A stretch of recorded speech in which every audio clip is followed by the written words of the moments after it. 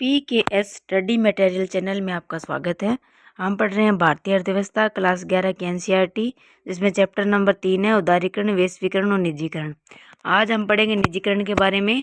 इसका तात्पर्य है कि किसी सार्वजनिक उपक्रम के स्वामित्व या प्रबंधन का सरकार द्वारा त्याग, यानी कोई भी सार्वजनिक उपक्रम है और सार्वजनिक सरकार का कोई स्वामित्व है या प्रबंधन है, उसको सरकार के द्वारा त्याग कर दिया जाएगा। सरकारी कंपनियां निजी क्षेत्र की कंपनियों में दो प्रकार से परिवर्तित हो रही है। सरकारी कंपनियां हैं वो निजी क्षेत्र की कंपनियों में दो प्रकार से परिवर्तित हो रही है। एक नंबर है कि सरकार का सार्वजनिक कंपनी के स्वामित्व और प्रबंधन से बाहर होना। सरकार का सार्वजनिक कंपनी और स्वामित्व और प्रबंधन से बाहर होना। और नंबर 2 है कि सार्वजनिक क्षेत्र की कंपनियों को सीधे बेच दिया जाना। एक तो सरकार उस स्वामित्व और प्रबंधन से उसे मुक्त कर देगी कंपनी को, और नंबर 2 है कि वो सार्वजनिक क्षेत्र की जो कंपनी है उसे सीधे बेच देगी, तो वो निजीकरण के हाथों में चली जाएगी।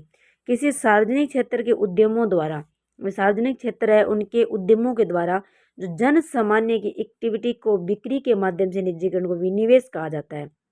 अभी कोई भी सार्वजनिक क्षेत्र के उद्यम है उसको जनता है उस जन सामान्य की इक्विटी की बिक्री है उसी के माध्यम से निजीकरण को, जो निजीकरण कर दिया है उस कंपनी को, तो उसे विनिवेश कहा जाता है। सरकार के अनुसार इस प्रकार की बिक्री का मुख्य उद्देश्य क्या होता है कि वित्तीय अनुशासन को बढ़ाना। वे सरकार का उद्देश्य है इस प्रकार की बिक्री से इसे वित्तीय अनुशासन, वित्त धन यानी उसका अनुशासन को बढ़ाना और आधुनिकीकरण में सहायता देना था। आधुनिकीकरण में सहायता देना था और यह भी अपेक्षा की गई कि निजी जो पूंजी है और प्रबंधन क्षमताओं का उपयोग इन सार्वजनिक उद्यमों के निष्पादन को सुधारने में और प्रभाव उत्पादक सिद्ध होगा। इसके अंदर सरकार को यह भी आशा थी कि निजीकरण से प्रत्यक्ष विदेशी निवेश के अंतर्वाह को भी बढ़ावा मिलेगा। इसमें क्या हुआ, निजीकरण से जो प्रत्यक्ष विदेशी निवेश है, सीधा डायरेक्ट विदेशों में निवेश का जो अंतर प्रवाह है उसको भी बढ़ावा मिलेगा।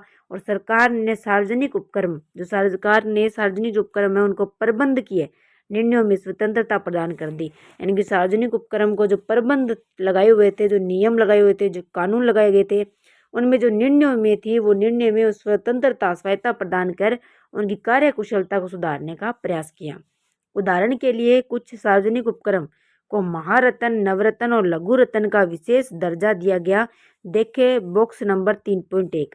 जो बॉक्स नंबर 3.1 है जो हमने वैसे पढ़ लिया है, नवरत्न और सार्वजनिक उपक्रम उद्यम की नीतियां हैं, इसको हमने पढ़ लिया है कि आपने बचपन में सम्राट विक्रमादित्य के राज दरबार में नवरत्नों के विषय में पढ़ा होगा। कला साहित्य विद्वता के क्षेत्रों में गणमान्य विशिष्ट जन थे।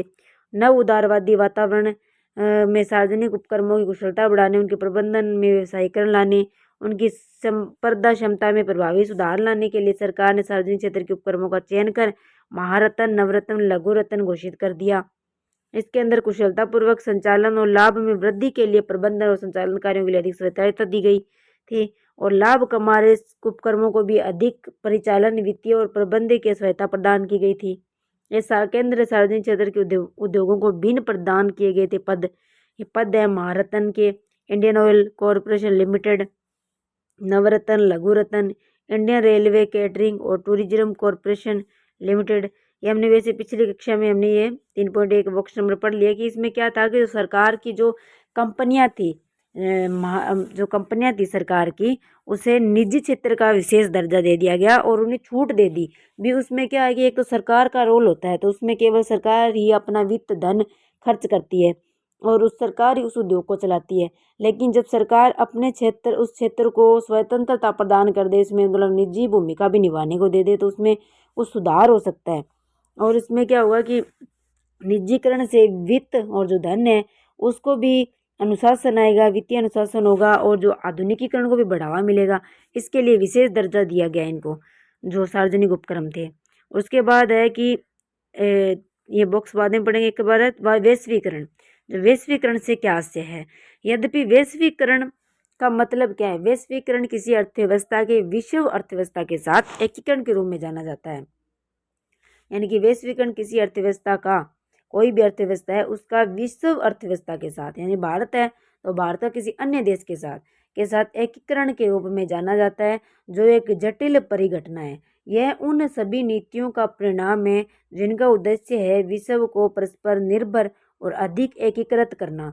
यानी कि जिसका उद्देश्य क्या है, विश्व को परस्पर निर्भर और अधिक एकीकृत करना। इसके अंतर्गत आर्थिक, सामाजिक और भौगोलिक सीमाओं के अतिक्रमण की गतिविधियों और नेटवर्क का सृजन होता है। इसमें क्या होगा कि आर्थिक, सामाजिक और भौगोलिक जो सीमा है उनके अतिक्रमण की जो गतिविधियों और नेटवर्क का सृजन होता है। मतलब नेटवर्क क्या होता है, जोड़ के रखता है। नेटवर्क का क्या मतलब होता है, अभी एक क्षेत्र को दूसरे क्षेत्र को जोड़ के रखना। तो यही था कि अर्थव्यवस्था है वो एक दूसरे के साथ जुड़ेगी, आर्थिक रूप से, सामाजिक रूप से। और तो इस तरीके से नेटवर्क का सृजन होता है। वैश्वीकरण ऐसे संपर्क सूत्रों की रचना का प्रयास है। अभी वैश्वीकरण है, वैश्वीकरण ऐसे संपर्क सूत्रों की रचना का प्रयास है जिससे मीलों दूर हो रही घटनाओं के प्रभाव भारत की घटना पर स्पष्ट दिखाई देने लगे। यह समग्र विश्व को एक बनाने या सीमा मुक्त विश्व की रचना करने का प्रयास है। यानी सीमा मुक्त, अब जैसे भारत में बाउंड्री लगती है, यानी ये सीमा मुक्त कहने का मतलब क्या है कि व्यापार की दृष्टि में देखा गया है कि जब हम किसी अन्य देश के साथ व्यापार करते हैं, व्यापार को बढ़ावा, तो उसके लिए क्या होगा कि जिससे मीलों दूर हो रही घटनाओं के प्रभाव भारत की घटना पर स्पष्ट दिखाई देने लगे और यह समग्र विश्व को एक बनाने या सीमा मुक्त विश्व की रचना करने के प्रयास हैं। ब्राह्य प्रापण वैश्वीकरण की प्रक्रिया का यह एक विशिष्ट परिणाम है। इसमें कंपनियां किसी बाहरी स्रोत यानी संस्था से नियमित सेवाएं प्राप्त करती है। कि इसमें क्या होगा कि वैश्वीकरण की प्रक्रिया का स्पष्ट परिणाम, इसमें कंपनियां होती है वो किसी नियमित सेवाएं प्राप्त करती है बाहरी स्रोतों से, संस्था से नियमित सेवाएं प्राप्त करती है, अधिकांशतः अन्य देशों से जिन्हें पहले देश के भीतर ही प्रदान किया जाता था। यानी पहले था वो देश के भीतर प्रदान किया जाता था, जैसे कानूनी सलाह, कंप्यूटर सेवा, ये देश के भीतर ही किया जाता था। विज्ञापन, सुरक्षा आदि। संचार के माध्यमों में आई क्रांति, वो संचार है, संचार के माध्यमों में आई क्रांति, विशेषकर सूचना प्रौद्योगिकी के प्रसार ने इन सेवाओं को एक विशिष्ट आर्थिक गतिविधियों को स्वरूप प्रदान कर दिया है।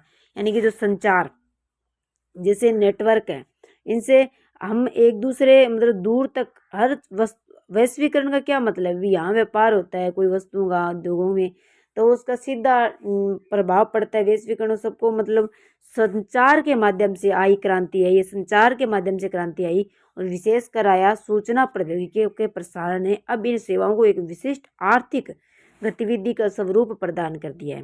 मतलब ये किसने प्रदान किया, सूचना प्रौद्योगिकी ने। इस कारण विदेशों से इन सेवाओं को प्राप्त करने, यानी विदेशों से इन सेवाओं को प्राप्त करने बाह्य प्रापण की प्रवृत्ति बहुत सशक्त हो गई है। यानी कि हम बाहर से जो सेवा प्राप्त कर रहे हैं, यानी उसकी प्रवृत्ति बहुत सशक्त हो गई है। अब तो ध्वनि आधारित व्यावसायिक प्रक्रिया प्रतिपादन, अभिलेखांकन, लेखांकन, बैंक सेवाएं, संगीत की रिकॉर्डिंग, फिल्म संपादन, पुस्तक संपादन, चिकित्सा संबंधी परामर्श और यहाँ तक कि शिक्षण कार्य भी बाहरी स्रोतों से सुपुर्द किया जाने लगा है। बाहर से अनेक विकसित देशों की कंपनियां भारत की छोटी छोटी संस्थाओं से ये सेवाएं प्राप्त कर रही है। यानी अनेक जो विकसित देशों की कंपनियां हैं वो भारत की जो छोटी छोटी संस्थाओं से सेवाएं प्राप्त कर रही है। आधुनिक संचार साधनों के माध्यम से, इंटरनेट आदि से इन सेवाओं से जुड़ी रचना, ध्वनियों और दृश्यों की जानकारी को तुरंत 0 से 9 तक की संख्याओं में परिवर्तित कर देश ही नहीं बल्कि महाद्वीपों के बाहर तक प्रसारित किया जाता है।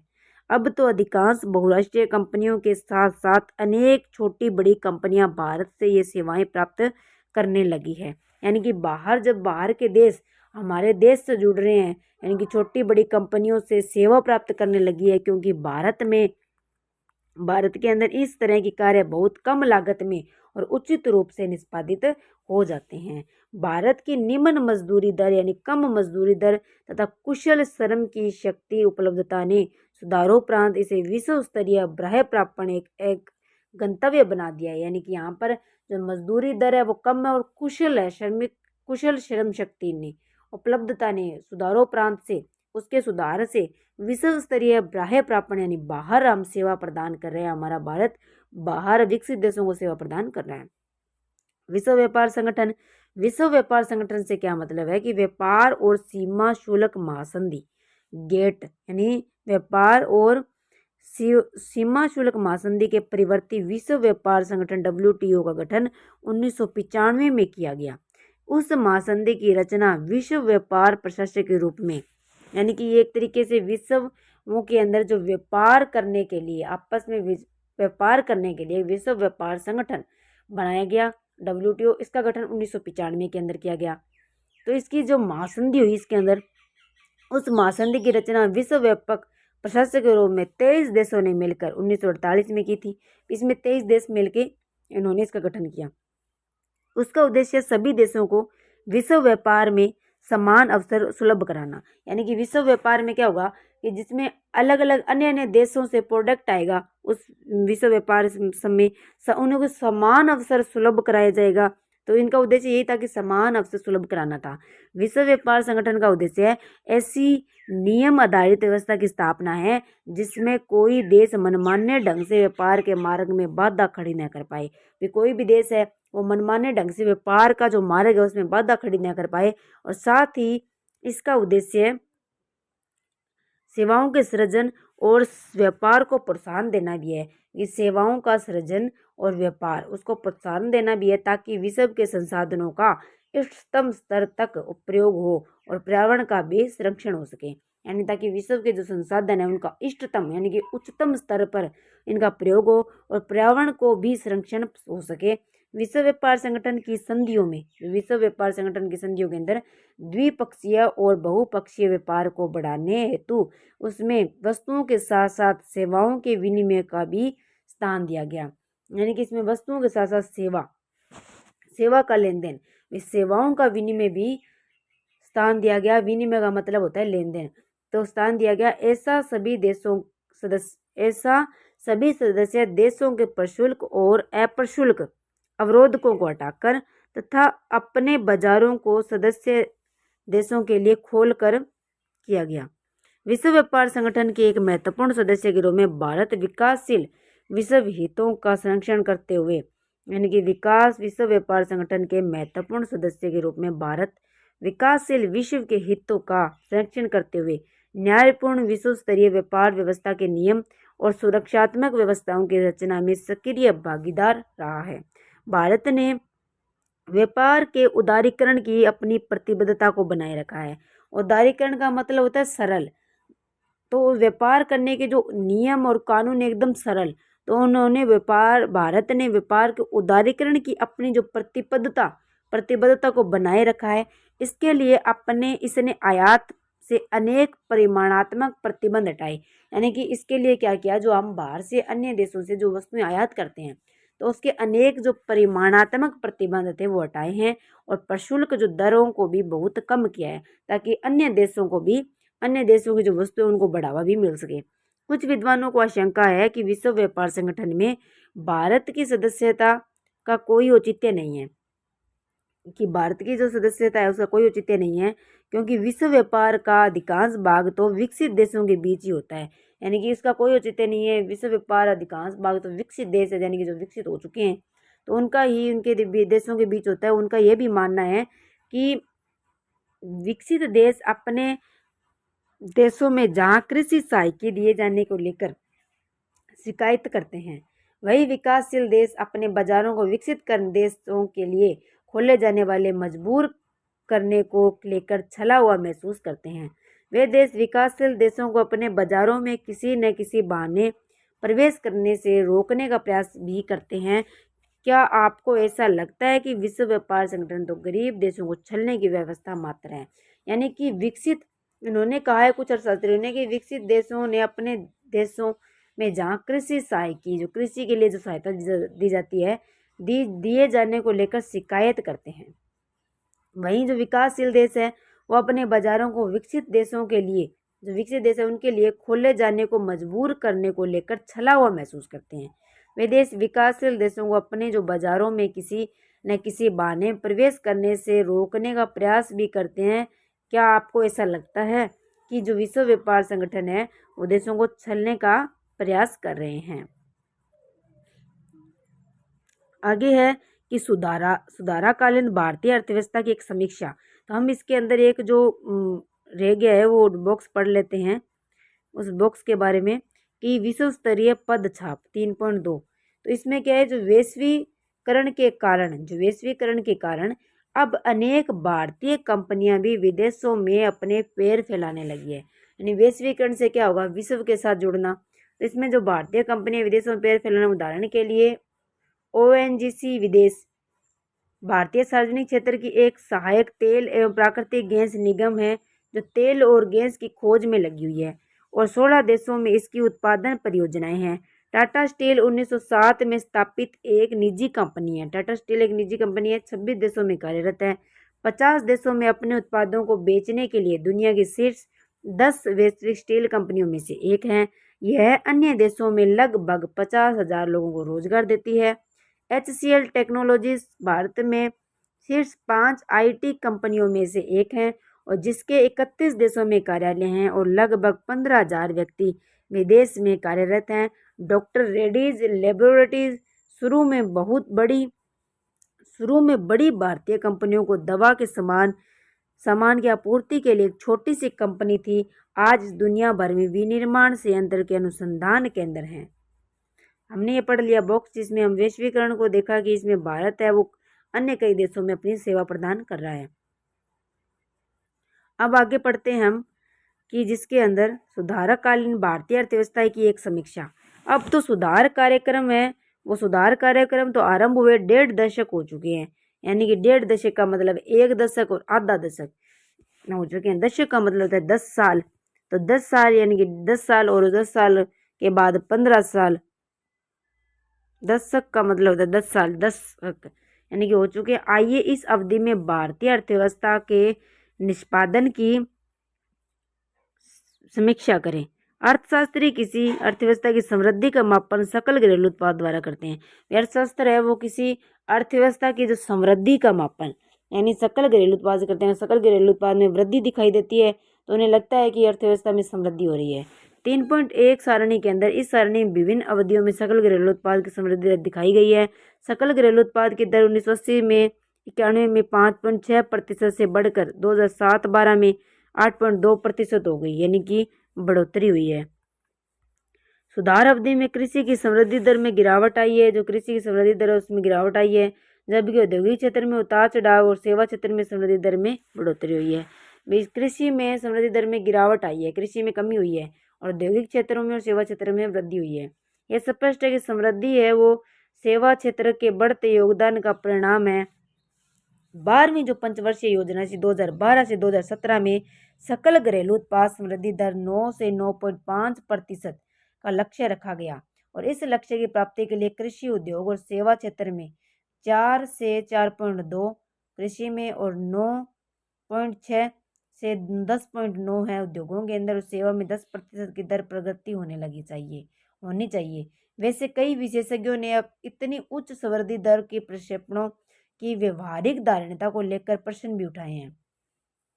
अर्थव्यवस्था के खुलने से प्रत्यक्ष विदेशी निवेश तथा विदेशी विनिमय रिजर्व में तेजी से वृद्धि हुई है और विदेशी जो निवेश है, विदेशों में जो निवेश किया जाता है यानी विदेशी निवेश दोनों शामिलता प्रत्यक्ष और संस्थागत 2012-13 में 100 मिलियन अमेरिका डॉलर से ऊपर उठकर 467 बिलियन डॉलर के स्तर पर पहुंच गया है। भारत के विनिमय रिजर्व का आकार भी 1990-91 में 6 बिलियन अमेरिकी डॉलर से बढ़कर 2013-14 में 304 बिलियन डॉलर हो गया। 2011 में भारत विदेशी विनिमय रिजर्व का 7वां सबसे बड़ा धारक है माना जाता है। यानी कि विदेशी विनिमय रिजर्व यानी विदेशों से लेन देन में जो रिजर्व करने के लिए जो मुद्रा है डॉलर है उसको 7वां सबसे बड़ा धारक है माना जाता है। अब भारत वाहन, कल पुर्जों, इंजीनियरिंग उत्पाद, सूचना प्रौद्योगिकी उत्पाद और वस्त्र आदि में एक सफल निर्यातक के रूप में विश्व बाजार में जम गया है। बढ़ती हुई कीमतों पर भी नियंत्रण रखा गया है। दूसरी ओर सुधार कार्यक्रमों द्वारा अपने देश की अनेक मूलभूत समस्याओं का समाधान खोज पाने में विफलता के कारण कड़ी आलोचना भी क्या हुई है होती रही है। यह समस्याएं विशेषकर रोजगार सृजन रोजगार सृजन कृषि, उद्योग और आधारभूत सुविधाओं के विकास और राजकोषीय प्रबंधन से जुड़ी है। आगे है समृद्धि और रोजगार। समृद्धि और रोजगार से क्या आशय है? यद्यपि सकल घरेलू उत्पाद की समृद्धि दर में वृद्धि हुई है। समृद्धि का मतलब होता है कि हर साल में उस सेक्टर के अंदर वृद्धि होना। जैसे जो कृषि के अंदर मान लो वृद्धि हुई है तो अगले साल भी कृषि क्षेत्र में बढ़ना, तो उसके लिए यह बोला गया कि समृद्धि दर में वृद्धि हुई है। फिर भी अनेक विद्वानों ने इस बात पर ध्यान दिलाया है कि सुधार प्रेरित समृद्धि ने देश में रोजगार के पर्याप्त अवसरों का सृजन नहीं किया।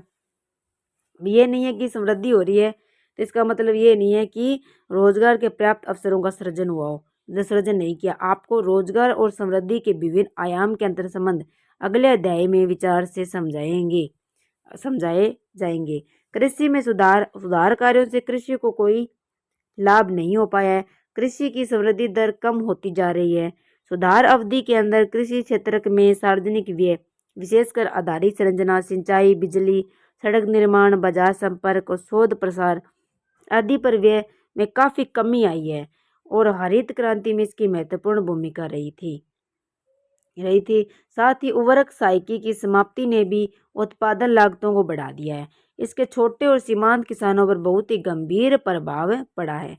इसके साथ ही कृषि उत्पादों के आयात शुल्क में जो कटौती थी, कृषि उत्पाद थे उसमें आयात लगाए हुए थे उसमें कटौती, न्यूनतम समर्थन मूल्य की समाप्ति और इन पदार्थों के आयात पर परिमाणात्मक प्रतिबंध हटाए जाने के कारण इस क्षेत्र की नीतियों में कई परिवर्तन हुए। इसके कारण भारत के किसानों को विदेशी स्पर्धा का भी सामना करना पड़ा। बीच में क्या हुआ, जब आयात को बढ़ावा मिला शुल्क के अंदर, इसके अंदर इसको प्रतिकूल प्रभाव पड़ा है। विदेशी स्पर्धा का भी उनको सामना करना पड़ा किसानों को, जिसका उन पर प्रतिकूल प्रभाव पड़ा है। दूसरी तरफ उत्पादन व्यवस्था और निर्यातोन्मुखी हो रही है। आंतरिक उपभोग की खाद्यान्न फसलों के स्थान पर निर्यात के लिए नकदी फसलों पर बल दिया जा रहा है। जो नकद की फसलें उन पर बल दिया जा रहा है। इस देश में खाद्यान्नों की कीमतों पर दबाव बढ़ रहा है, यानी कि जो खाद्यान्नों में कमी आई है तो इससे कीमतों का दबाव बढ़ रहा है। उद्योगों में सुधार हुआ है। उद्योगों में सुधार कैसे हुआ कि स्थिरता, या पढ़ लेते हैं भी उद्योगों में सुधार किस तरीके से हुआ। उदारीकरण, वैश्वीकरण, निजीकरण को अपनाने से उद्योगों में क्या सुधार आए, तो औद्योगिक समृद्धि की दर में कुछ स्थिरता आई है। कुछ स्थिरता यानी कुछ कमी आई है। औद्योगिक उत्पादों की गिरती हुई मांग के कारण जो औद्योगिक उत्पाद है उनकी गिरती हुई जो मांग के कारण है।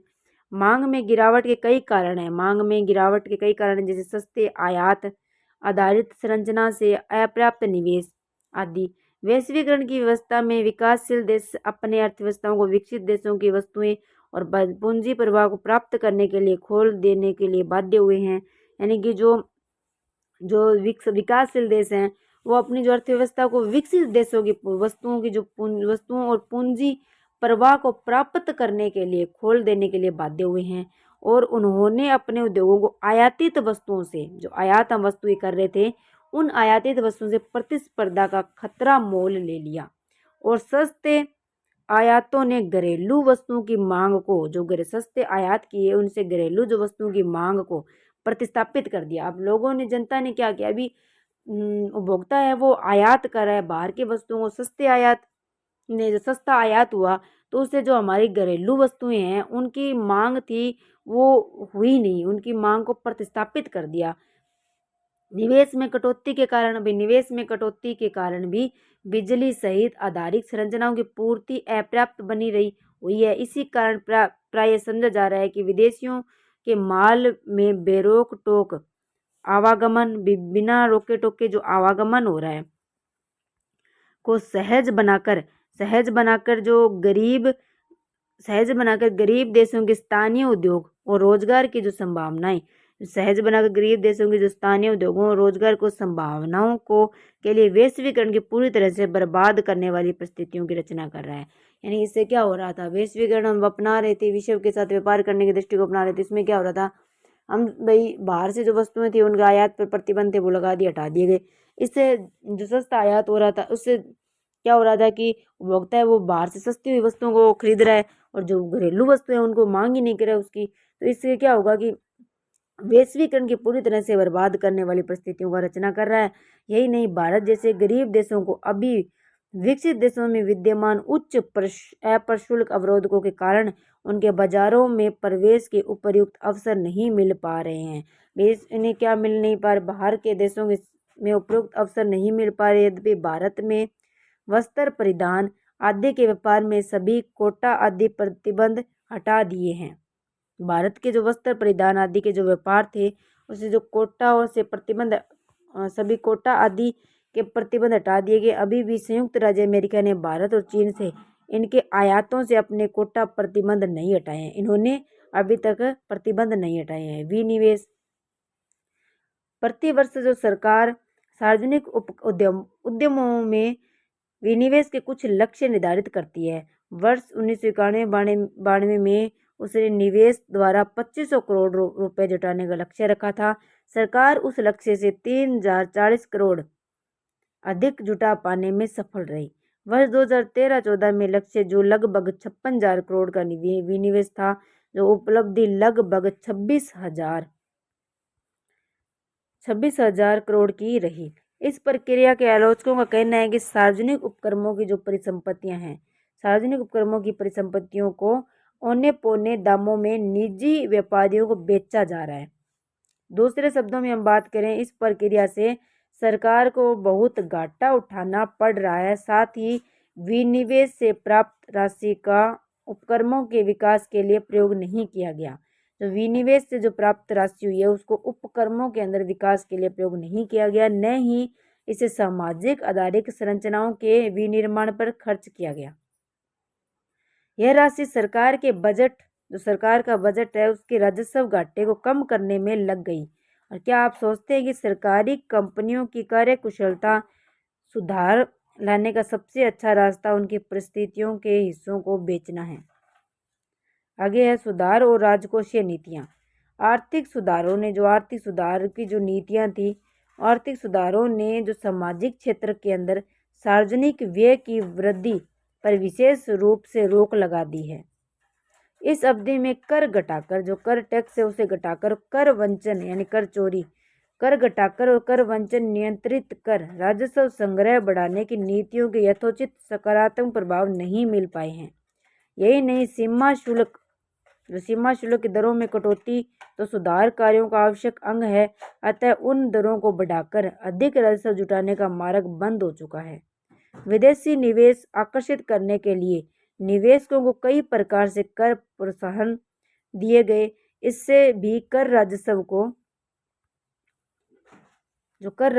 को बढ़ा पाने की संभावनाएं क्षीण हो गई, यानी कि कम हो गई है।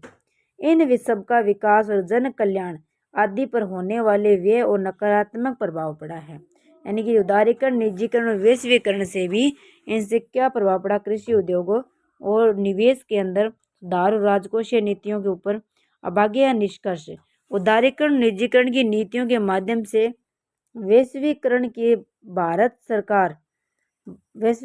भारत सहित अनेक देशों पर सकारात्मक और नकारात्मक प्रभाव पड़े हैं। कुछ विद्वानों का विचार है कि वैश्वीकरण को एक सुअवसर की भांति देखा जाना चाहिए, क्योंकि विश्व बाजार में बेहतर पहुंच तथा तकनीकी उन्नयन द्वारा भी वैश्वीकरण के अवसर को सुअवसर के रूप में देखा जाना चाहिए, क्योंकि जो विश्व में बाजार में बेहतर पहुंच तथा तकनीकी उन्नयन और विकासशील देशों के बड़े उद्योगों को अंतर्राष्ट्रीय स्तर पर महत्वपूर्ण बनने का अवसर प्रदान कर रहा है। दूसरी ओर आलोचकों का मत है कि वैश्वीकरण तो अमीर देशों द्वारा विकासशील देशों के आंतरिक जो बाजार है उन पर कब्जा करने की साजिश है। इनके अनुसार वैश्वीकरण से गरीब देशवासियों का कल्याण ही नहीं, वरना उनकी जो पहचान है वो भी खतरे में पड़ गई है। यह भी बताया जा रहा है कि बाजार प्रेरित वैश्वीकरण से विभिन्न देश और जन समुदायों के बीच की खाई और भी विस्तृत हो रही है। भारतीय परिप्रेक्ष्य में किए गए अनेक जो अध्ययन का निष्कर्ष है कि भारत के 1990 का वित्तीय संकट आया 1990 में, तो उसकी आंतरिक संरचना में कई भीषण विषमताओं का परिणाम था। उस संकट के निदान के लिए बाहरी शक्तियों के परामर्श पर सरकार द्वारा प्रारंभ नीतियों ने इन विषमताओं को और भी गहन बना दिया। उन्होंने केवल उच्च आय वर्ग की आमदनी और उपभोग स्तर का उन्नयन किया है तथा सारी समृद्धि कुछ इन्हें गिने क्षेत्रों तक सीमित रही है। ये क्षेत्र दूरसंचार, सूचना प्रौद्योगिकी, वित्त, मनोरंजन, पर्यटन और परिचर्या सेवाएं, भवन निर्माण और व्यापार आदि, कृषि विनिर्माण जैसे आधारभूत क्षेत्र जो कि देश के करोड़ों लोगों को रोजगार प्रदान कर रहे हैं, इन सुधारों में लाभान्वित नहीं हो पाए हैं। आगे है क्वेश्चन है, इसके बाद है बॉक्स नंबर 3.3 सिरिसिला त्रासदी। विद्युत क्षेत्र के अंदर सुधार बहुत से भारतीय राज्यों से नहीं हुए हैं। उन्हें अनुदानित दरों पर बिजली की पूर्ति नहीं की जा रही है, बल्कि बिजली की दरों में बढ़ोतरी ही हुई है। इसका प्रभाव लघु उद्योगों में काम करने वाले मजदूरों पर पड़ा है। इसका एक उदाहरण आंध्र प्रदेश का हथकरघा उद्योग है। इन उद्योगों में काम कर रहे बुनकरों को मजदूरी बुने गए कपड़े की मात्रा आधारित होती है। अतः बिजली में कटौती का अर्थ ऊंची दरों की मार झेल रहे बुनकरों की मजदूरी में भी कटौती है। इससे तो बुनकरों की आजीविका में ही संकट में पड़ गई। आंध्र प्रदेश के एक छोटे से कस्बे में सिरसिला में विद्युत कर्मचारियों पर काम करने वाले 50 बुनकरों की आत्महत्या करने को बाध्य होना पड़ा। और क्या बिजली की जो दर है वो नहीं बढ़ानी चाहिए। सुधारों की अप्रभावित लघु उद्योगों में पुनः चालू करने पर आप क्या सुझाव देंगे। ये जो विद्युत क्षेत्र में है उसमें जो दर है उनको बढ़ाने के बारे में बताया कि सिरसिला त्रासदी क्या हुई थी। आगे है कि इसमें क्वेश्चन दिए हुए हैं, भारत में आर्थिक सुधार क्यों आरंभ किए गए, विश्व व्यापार संगठन का सदस्य होना क्यों आवश्यक है। 3 नंबर है, भारतीय रिजर्व बैंक ने वित्तीय क्षेत्र में नियंत्रक की भूमिका से अपने को सुविधा प्रदाता की भूमिका अदा कराने का में क्यों परिवर्तित किया। 4 नंबर है, रिजर्व बैंक व्यावसायिक बैंकों पर किस प्रकार नियंत्रण रखता है। रुपयों के अवमूल्यन से आप क्या समझते हैं, प्रशुल्क क्यों लगाए जाते हैं, परिमाणात्मक प्रतिबंधों का क्या अर्थ होता है। ये इसमें क्वेश्चन दिए गए। हमने चैप्टर कंप्लीट कर लिया, 3 नंबर चैप्टर। आपको कुछ मतलब समझ में आ रहा है, आपको क्लास कैसी लग रही है, आप कमेंट में करके ज़रूर बताएं। और जो हम क्लास कर रहे हैं उसमें आपको मतलब जो चैप्टर है उसमें किस तरीके से सुधार और करना चाहिए, मतलब क्वेश्चन वगैरह के अंदर, तो आप ये भी कमेंट करके ज़रूर बताएं। आप चैनल को सब्सक्राइब कर लें, लाइक करें, शेयर करें। और थैंक यू, धन्यवाद।